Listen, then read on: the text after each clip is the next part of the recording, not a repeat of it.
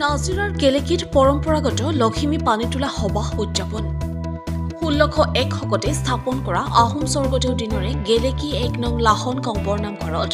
ঐতিহাসিক পৰম্পৰা ৰক্ষা কৰি মাংগলিক নীতি নিয়মেৰে আঘোণ বা পুহ মাহৰ পূৰ্ণিমাৰ ৰাতি লখিমী পানী তোলা সবাহ পালন কৰা হয়। গাঁওখনৰ সমূহ পুৰুষ মহিলা মিলি প্ৰথমে বৰনামঘৰত গায়ন বায়নেৰে নাম প্ৰসংগ কৰি ওচৰতে থকা দৈখনা নৈ পাৰলৈ পদযাত্ৰা কৰি নৈ পৰা পানী তোলে আৰু নৈত জাকৈত মাছ পাত পোক পতংগ যি পাই খালৈত নি নামঘৰৰ আসনৰ ওপৰত থৈ পিছদিনা সকলোবোৰ একলগ কৰি তুলসী টংলতি খুম্ভ লগতে মিহলি কৰি সকলোৰে ঘৰে ঘৰে লখিমী আইক আদৰি আনে। এই পৰম্পৰা প্ৰত্যেক দুবছৰৰ অন্তৰে অন্তৰে পালন কৰি আহিছে ৰাইজে।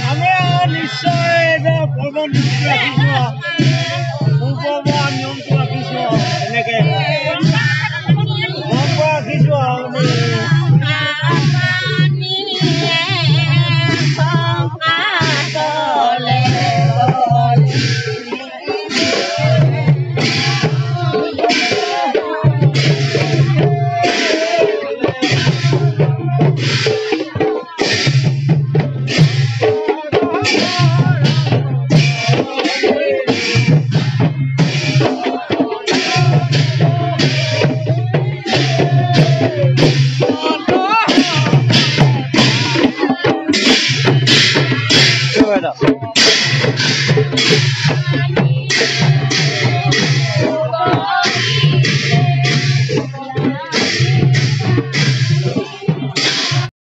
কাৰ্যসূচী আছে কেনে ধৰণৰ মাংগলিক পৰম্পৰা আপোনালোকে ইয়াতে পালন কৰিছে হয়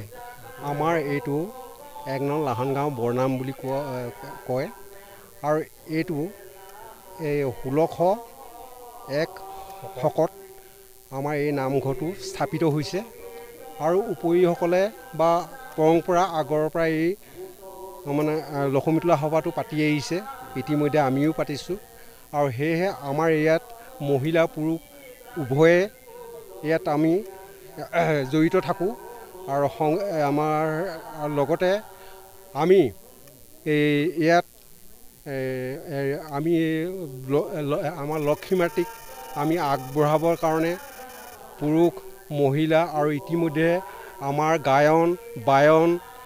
আৰু লগতে আমাৰ ঢোল খোল ইত্যাদি সকলোৱে আমি লক্ষীক আমি আগবঢ়াই আনো আৰু এই লক্ষী আমি নদীৰ পৰা আমি আগবঢ়াই আনিব বিচাৰোঁ আৰু লগতে আমি এই কিছুমান অকুমাৰী ছোৱালী আমি 4গৰাকী আমাৰ আৱশ্যক হয় আৰু অকুমাৰী ছোৱালীবিলাকে তেওঁলোকে এগৰাকীয়ে দুলনি ধৰে আৰু বাকীখিনিয়ে 3জনীয়ে তেওঁলোকে ঘট ধৰে আৰু তেনেকৈ ধৰণে আমি লক্ষ্মী মাতৃক আমি এই বৰনামঘৰলৈ 1 নং লাহন গাঁও বৰনামঘৰলৈ আমি আগবঢ়াই আনো আৰু তেওঁলোকে আহিয়ে এই নামঘৰৰ 3 পাক ঘূৰিবলগীয়া হয় আৰু তাৰ পাছত নামঘৰৰ আসনত তেওঁলোকে সেৱা কৰি তেনেকৈ দুবাৰ পানী তোলে আৰু শেষবাৰ জাকৈ খালৈ লৈ আৰু লগতে পিঠা চিটিওৱা কামটো কৰে এজনে আৰু তেওঁলোকে গৈ নদীত জাকৈ খালৈ জাকৈ মাৰে আৰু যি হয় এই খালৈত পাত পত্ৰ যি হয় সকলো ভৰাই ইতিমধ্যে আমাৰ নামঘৰলৈ আনে আৰু যথাস্থানত আমাৰ আসনৰ ওচৰত থয় আৰু তেওঁলোকৰো নামঘৰৰ চাৰিওফালে 3 পাককৈ তেওঁলোকে ঘূৰে আৰু শেষত নামঘৰত সকলোৱে সেৱা সৎকাৰ লয় আৰু তাৰ পাছদিনা যিদিনাখন ৰাতি কাইলৈ পুৱাৰ সময়ত আমাৰ সেইবিলাক যিবিলাক তেওঁলোকে নদীৰ পৰা খালৈত ভৰাই যিবিলাক আপোনাৰ পাত পত্ৰ হওক মাছ হওক যি উঠে জাকৈত আৰু সেইবিলাক কি কৰে সকলোবিলাক কুটি সৰু সৰু টুকুৰা কৰে আৰু লগতে তাত আমাৰ তুলসী আৰু খুম্ব আৰু টংলতি ইত্যাদি সকলোবিলাক মিক্স কৰি আৰু তেওঁলোকক যিদিনা সকলো মহিলাবিলাক ঘৰৰ পৰা আহি এই নামঘৰৰ পৰা গৃহে তেওঁলোকৰ ঘৰৰ গৃহে কি কৰে এই লক্ষ্মী মাতৃক তেওঁ আদৰণি কৰি ঘৰলৈ নিয়ে আৰু নি তেওঁলোকক প্ৰথমে ভঁৰালত স্থান দিয়ে আৰু লগতে তেওঁ ৰান্ধন বাঢ়নৰ জেগাত তেওঁলোকক এই লক্ষ্মী মাতৃক স্থান দিয়ে আৰু লক্ষ্মী মাতৃক তেওঁলোকে সেৱা জনায় এইটো কাৰণে লক্ষ্মী মাতৃ অগ্ৰাহ্য তেওঁ শক্তি বুলি কয় কাৰণ কেলৈ তেওঁ ধন টকা পইচাৰো তেওঁ থাকে আৰু লগতে তেওঁ ধৰি লওক ধান চাউলৰো তেওঁ দায়িত্ব আৰু লগতে আমাৰ গৰু ম'হো তেওঁৰ লক্ষ্মী মাতৃ দায়িত্বতে বুলি সকলোৱে তেওঁক সন্মান জনায় আৰু পাছত আমাৰ তেওঁলোকৰ ঘৰত আৰু বাকী তেতিয়া তেওঁ সেই সময়তে তেওঁলোকে সমাপ্তি দি আৰু তেওঁলোকে নিজৰে ঘৰুৱা কাম কৰে আৰু নিজৰ ঘৰুৱা কাম কৰে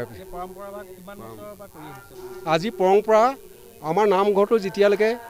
1601 শকৰ পৰা তেওঁলোকে কৰি আহিছে